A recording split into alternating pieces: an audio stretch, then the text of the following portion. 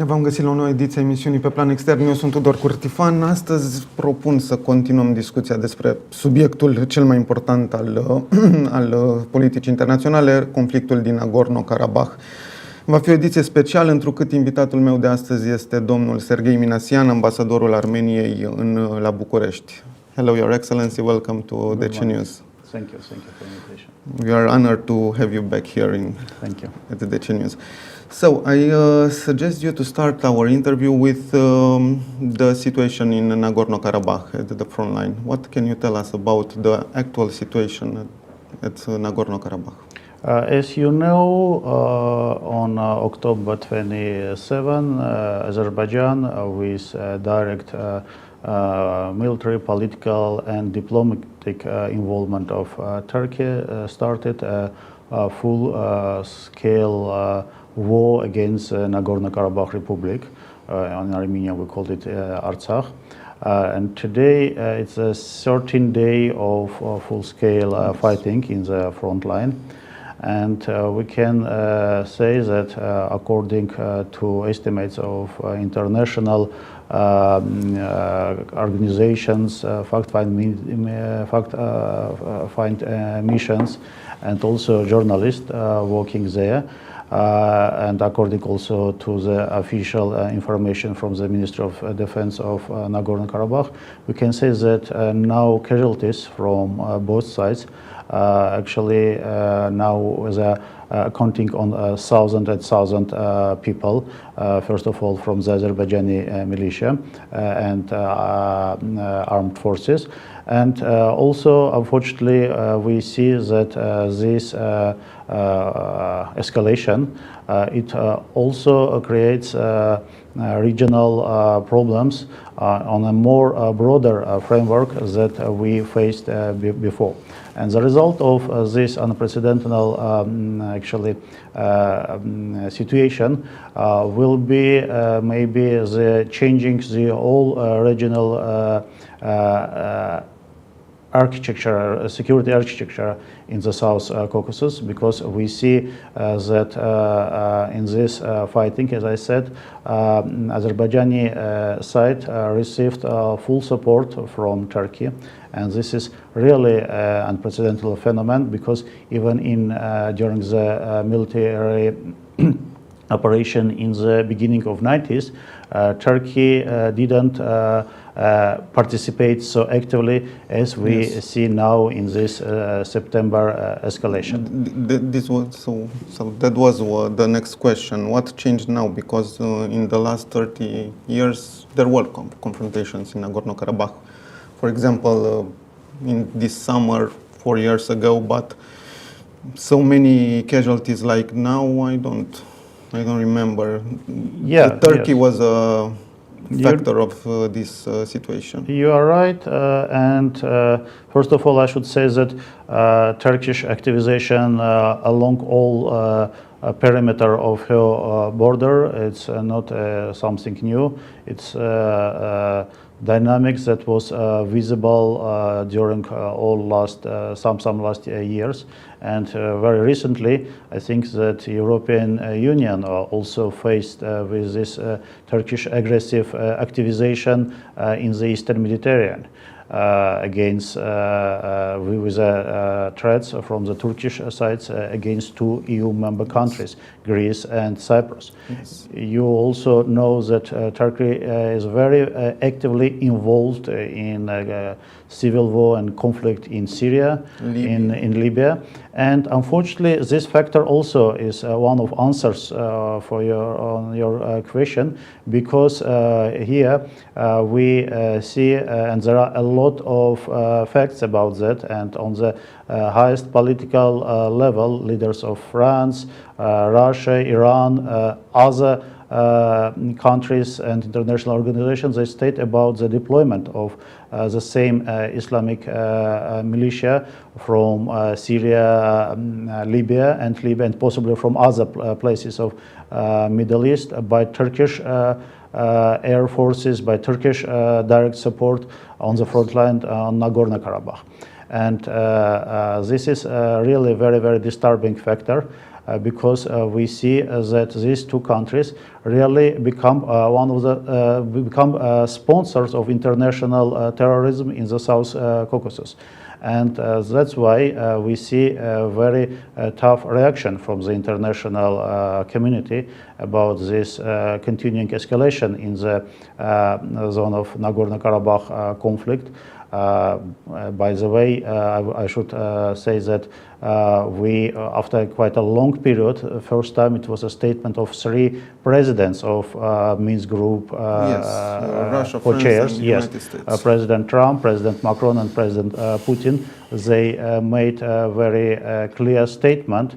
First of all, it was oriented to reassure the existing format of Minsk Group co-chairs, the only legitimate format of negotiations around the Nagorno-Karabakh, but also it demonstrates the active attention from the international community to this region and to this aggression against the Nagorno-Karabakh. You talk about Turkey. Do you think Turkey needs this war? Because I think there is a crisis, coronavirus crisis in economy. Do you think Turkey is supporting Azerbaijan from that reason? I think there are. It's some kind of combination of many reasons, and domestic crisis in Turkey, as well as the same kind of crisis in Azerbaijan. Yes, of course, there were triggers of this new full-scale escalation. But of course, I think that there are also some other geopolitical or strategic considerations, because otherwise such kind of active involvement of Turkish-backed militia or deployment of Turkish air forces and instructors that stayed in the territory of Azerbaijan after their recent military exercises in August, September of this year. They demonstrate also some, I would say, very strange geopolitical perception or vision of the Turkish leadership against its neighbors.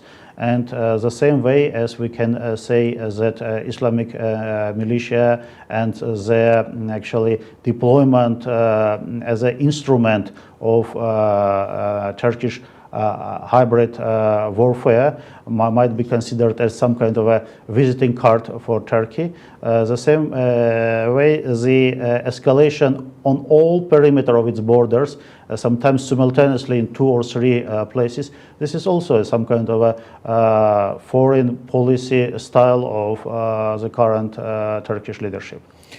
You talk about the Minsk Group and Russia. How do you see the position of Russia? There is a military treaty between Armenia and Russia that provides for military intervention if Armenia is attacked, but that treaty does not include Nagorno-Karabakh. How do you see Russia in this situation? How do you feel it? Besides your mentioned military political factors, and options, we should also don't forget that Russia plays a role not only as an important military political actor in the South Caucasus and also in a bit more broader regional framework, but Russia also is one of 3 co-chairs, and it's a country that really involved in a negotiation process around the Nagorno-Karabakh. And just today, maybe you also seen in the news that by the invitation of the Russian side, possibly the meeting of 2 ministers, Armenian and Azerbaijani, will be organized in Moscow. Yes.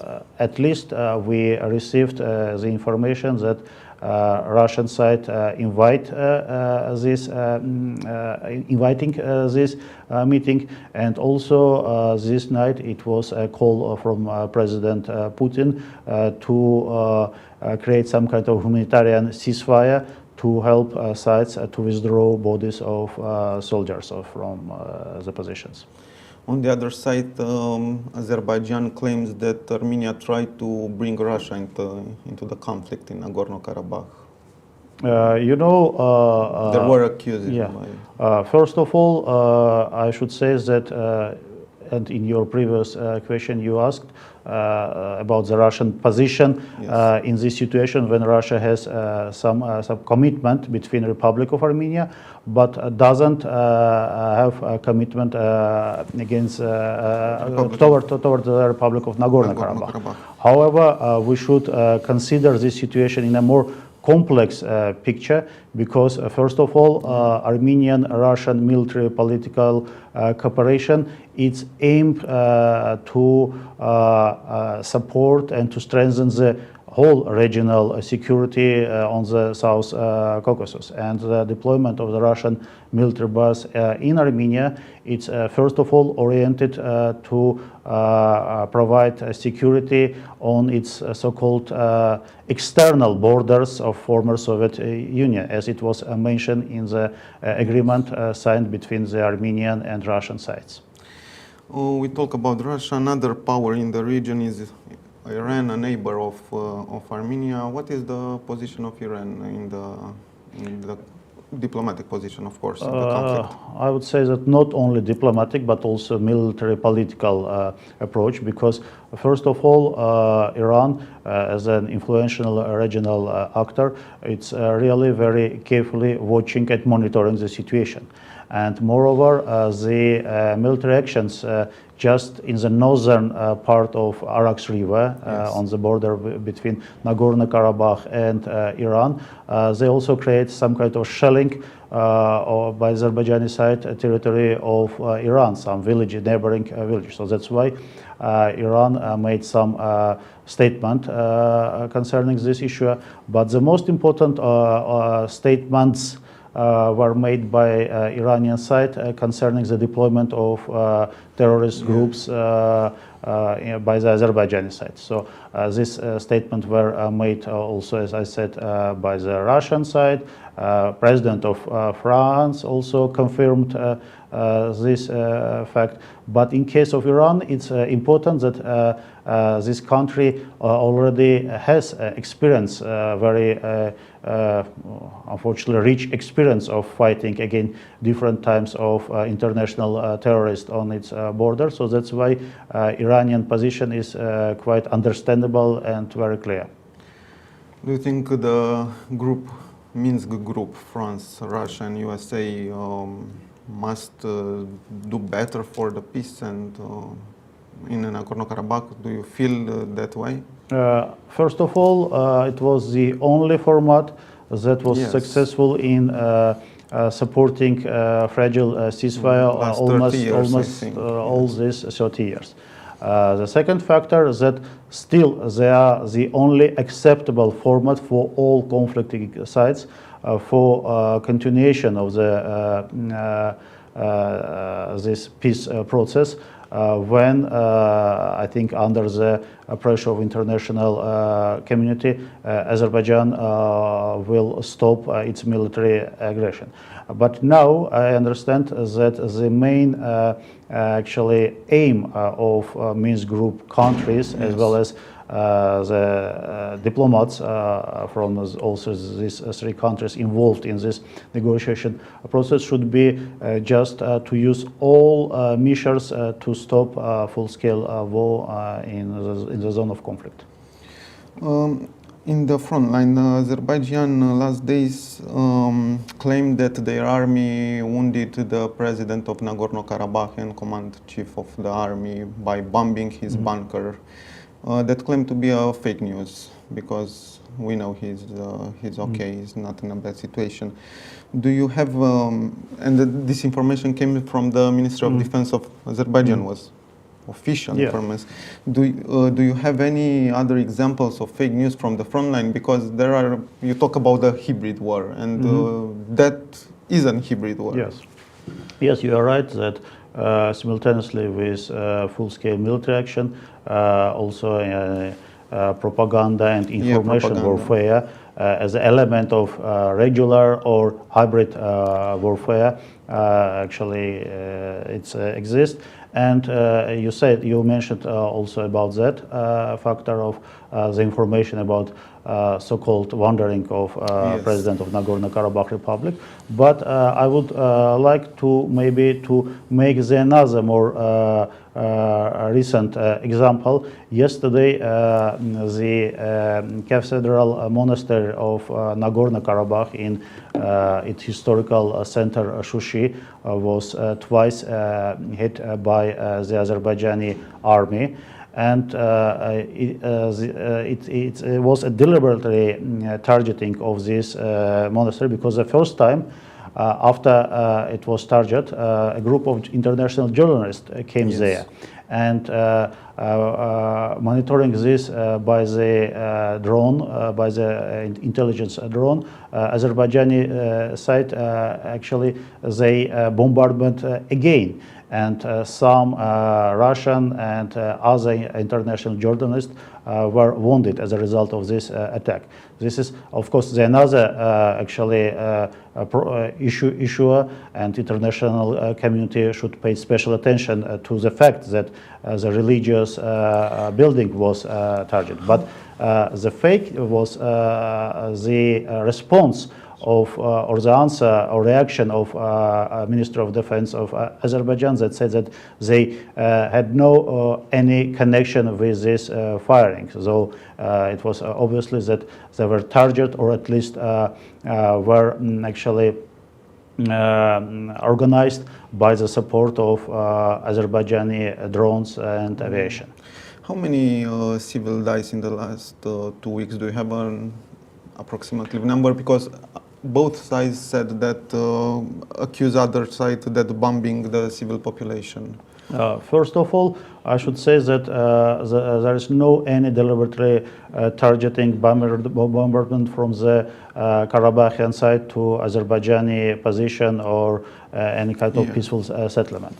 But because of some military objects, for example, Ganja airport, where the Turkish F-16 fighters were deployed at least till October 3, according to the international media. They are dislocated in the center of some big Azerbaijani cities. So sometimes the bombardment of such kind of buildings it's create also some results on around this area. Coming back to the casualties in Nagorno-Karabakh, according to information to report provided by the Nagorno-Karabakh ombudsman, we have more than 20 civilians killed during the attacks of Azerbaijani army, and of course, unfortunately, also dozens and dozens of people were wounded. How do you see the peace at this time? What are the Armenian conditions? Because Azerbaijan president has told us that peace is possible only if troops will leave Nagorno-Karabakh. How do you see the condition of peace process in this moment? First of all, the most important steps that should be done, the full-scale military actions should be stopped. The ceasefire regime should be established, and after that, all conflicting sides should come back to the negotiation format in the framework of the existing Minsk Group co-chairs format. But do you think in a peace solution after all these years of fighting, I believe it's the only way. All wars sooner or later they will be ended by peace.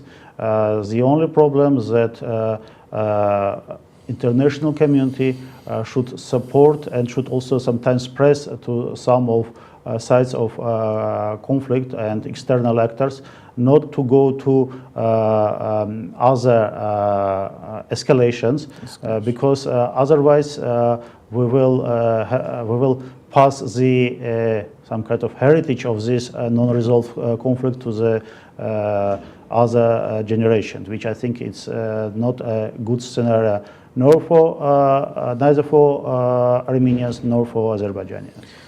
And the last question, Your Excellency, there is a large community of Armenians in NATO states, including in Romania, Yes. a very large community.